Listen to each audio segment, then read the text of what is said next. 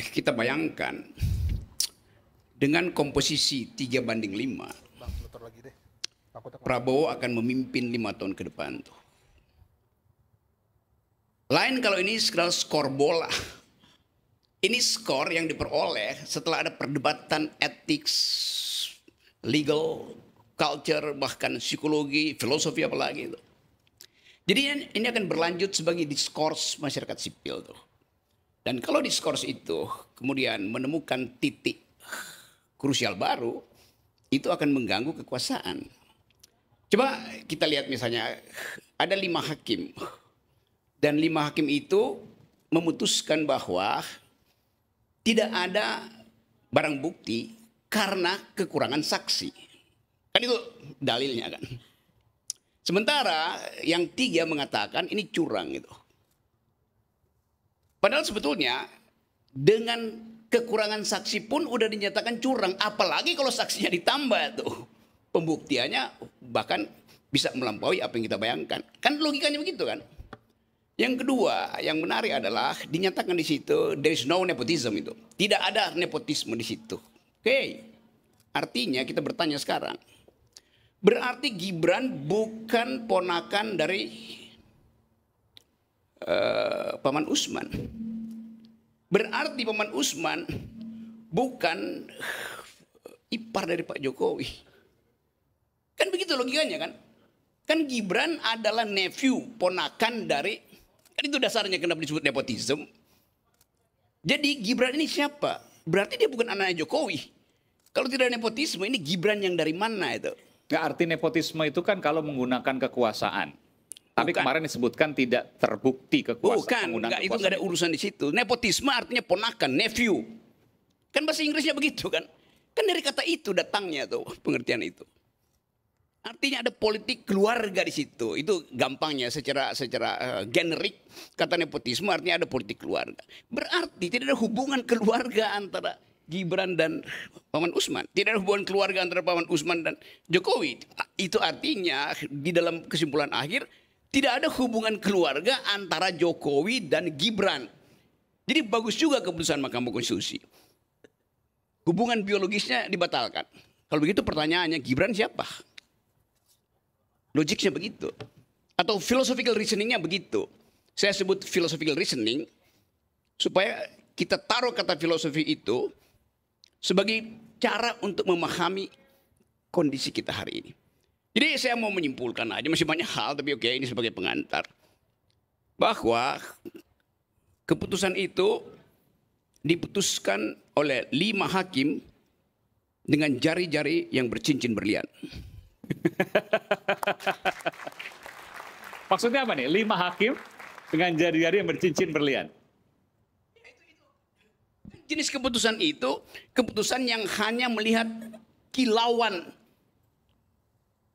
Ya kilauan dari black letter of law. Coba saya ulang ya teman-teman mahasiswa. Inti dari keputusan Mahkamah Konstitusi kekurangan saksi. Sebelumnya dia bilang saksinya kami batasi. Coba logikanya bagaimana? Kan Pak Soeharto bilang tidak boleh banyak saksi. Cukup berapa? 19 saksi itu. Saksi dan ahli. Sekarang dia bilang kami tolak dalilmu karena kekurangan saksi. Bukan kekurangan, Anda larang ditambahnya saksi. Kan logikanya begitu. Coba. Jadi dia membatalkan sendiri nalar dia tuh. Si Soehartoyo ini. Nah orang yang nalarnya batal itu cuma 2. Atau tidak sekolah, atau dia sekolah, tapi otaknya tidak cukup bercahaya dibanding cincinnya. Ini maksudnya mau menjawab yang viral-viral di media sosial itu soal cincin. Saya nggak peduli soal begituan. Oh kirain Bu Rocky mau jawab. Saya mau terangkan itu seperti kalau kita periksa, itu pentingnya nalar di dalam reasoningnya itu. Tidak cukup saksi, maka kami tolak pembuktian kalian. Boleh nggak kami tambah saksi? Tidak boleh. Kan tolol namanya kan cara berpikir itu kan. Itu satu soal. Yang kedua, soal puji-pujian pada 3 pendekar hukum itu. Apa benar buat 3 pendekar hukum ini, siapa namanya? Saldi Isra, Arif Hidayat, Mbak Eni itu, betul-betul dari datang oleh karena kesadaran diri dia, atau sebetulnya ada desain juga yang menyebabkan mereka disenting. Tentu Pak Jokowi tahu bahwa mestinya 4, Suhartoyo juga mesti disenting. Tapi kalau begitu nanti deadlock gitu. Maka 1 dipindahin sebagai pro. Jadi yang 3 ini sudah dimanfaatkan tanpa sadar untuk memperlihatkan. Bang Rocky, saya klarifikasi sedikit, ini teknis. Yes. Kalau 4-4 tadi ada Suhartoyo, dikabulkan kita. Karena ketua. Karena ketua. Okay. Apalagi karena itu tuh. Jadi memang dideteksi bahwa bahaya kalau 4. Saya bahkan masih bilang tadi deadlock tuh. Supaya ada huru hara ya maksud saya tuh. Tetapi Jokowi mungkin pintar. Kalau semuanya setuju, citra mahkamah di internasional hancur. Mesti dibikin ada dissenting Saya pikir nanti opinion. bisa dijelaskan juga apa kaitan dengan Pak Jokowi. Karena Saya mesti itu harus dijelaskan juga Bung Rocky. Jangan sampai kemudian ini menjadi tudingan, fitnah dan lain sebagainya. Bukan, karena itu saya bilang, saya mesti bikin hipotesis itu. Supaya orang jangan terlalu puji-puji itu. Kan dasarnya begitu kan. Ya memang dari segi nurani oke, saya kenal Saldi. Saya kenal Arif, saya kenal Bu Eni. Bu Eni. Tapi saya nggak kenal Suhartoyo, itu masalahnya kan. Yang tadinya mempromosikan diri sebagai tokoh moral di situ kan Suhartoyo bolak-balik semua media mengatakan akan ada sesuatu keputusan yang bermakna bahwa ini akibat dari keadaan cawe-cawe segala macam itu. Jadi dari awal dia mensponsori ide bahwa keputusan akan ethically proved, akan punya moral. Dia pindah tuh. Jadi artinya 3 ini sebenarnya ditipu oleh Suhartoyo. Kan Suhartoyo kasih sinyal bahwa kita dissenting ya. Suhartoyo pindah tuh. Kalau seandainya cerita seperti itu kan harus ada dasar dari faktanya. Ini kan narasi yang kemudian ini bukan soal dasar fakta. Kalau fakta memang itu faktanya. Justru karena faktanya itu mencurigakan dan saya sekarang mesti pakai logika saya. Itu tentu Anda mau protes. Itu. Apa bedanya logika dengan halusinasi? Apa bedanya dengkulmu dengan otakmu? Itu aja. Nah ini pertanyaan saya serius. Pertanyaan saya serius. Apa bedanya ketika Anda mengatakan, saya harus fair juga. Oke, saya jawab ya. Bayangkan misalnya, kalau saya nggak terangkan itu, kendati dalam status halusinasi itu, semua orang puja-puji itu. Belakangan nanti akan ada yang nulis buku misalnya Now It Can Be Told. Bahwa ternyata rekayasa itu diam-diam tanpa disadari oleh 3 hakim itu dikunci di dalam halusinasi itu.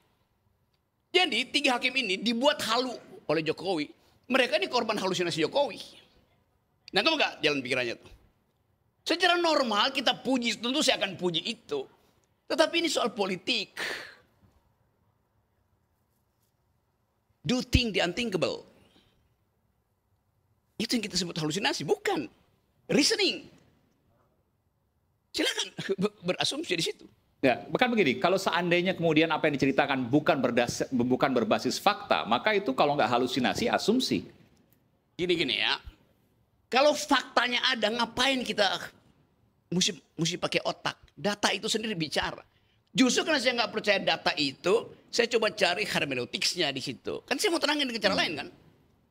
Nangkap nggak, Aiman? Iya. Kalau belum saya tambahin kuliah buat kamu. ini begitu dong cara berpikirnya kan. Kan ada hukum di situ dipakai sebagai keterangan. Sebelumnya dalam kasus apa?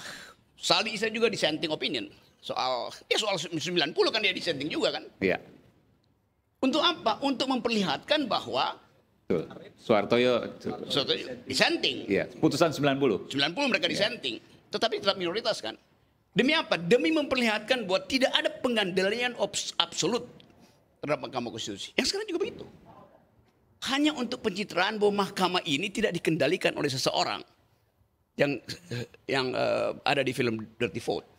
Jadi Jokowi mau katakan ada dirty vote, ada dirty hand, tapi tidak ada dirty mind. Kalau mau absolut kan dikendalikan semua kan. Apa susahnya Pak Jokowi kendalikan itu semua Pak. Tetapi dia mesti kasih semacam sensasi bahwa di dalam putusan itu tidak ada pengendalian. Nah, coba belajar berpikir dalam lapisan yang abstrak. Assalamualaikum warahmatullahi wabarakatuh. Waalaikumsalam. Saya minta Bung Noel nanti